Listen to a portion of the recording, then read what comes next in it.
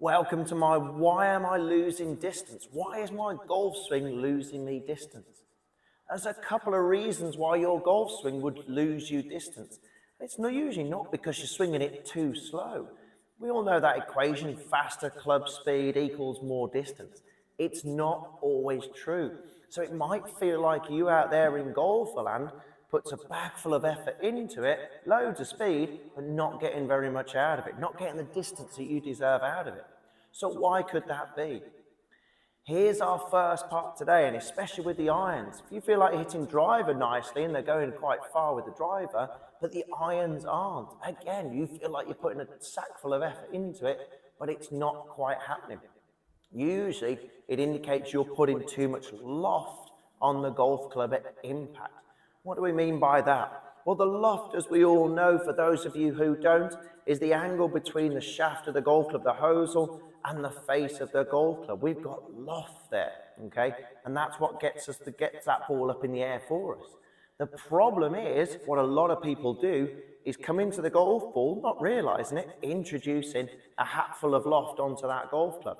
So turning what I've got here, a 7-iron, into much more of an 8 or 9 iron. So it's going to be going 8 iron, 9 iron distance. The golf ball isn't going to be reading the bottom of the club and going, oh, hang on, you're a 7 iron, so I'm going to be going a 7 iron distance.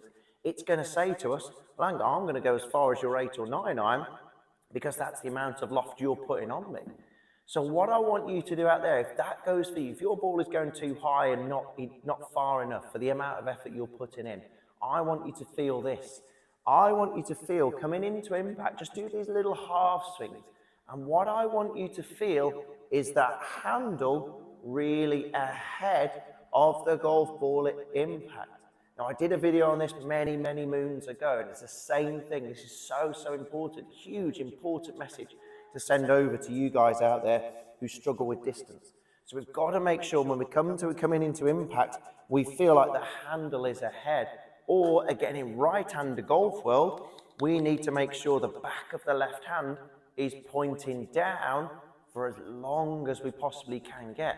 So when that handle points down, look at what's going to happen to that loft. It's going to go down. So we're going to be de-lofting that golf club.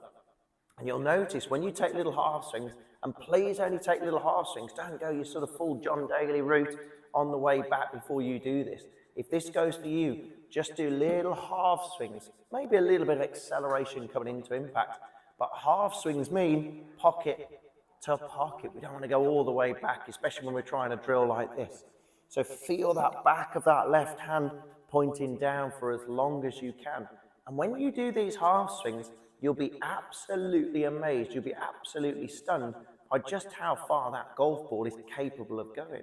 Because we're really penetrating that golf ball, we're pushing, pressuring that golf ball as opposed to scooping that golf ball.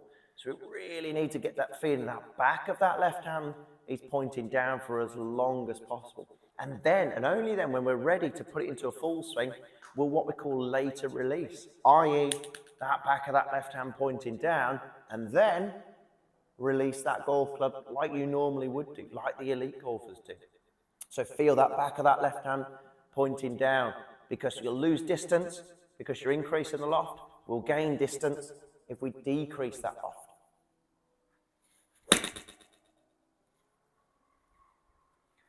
Hope this helps, hope this makes sense, and I hope this means you'll get the distance you deserve.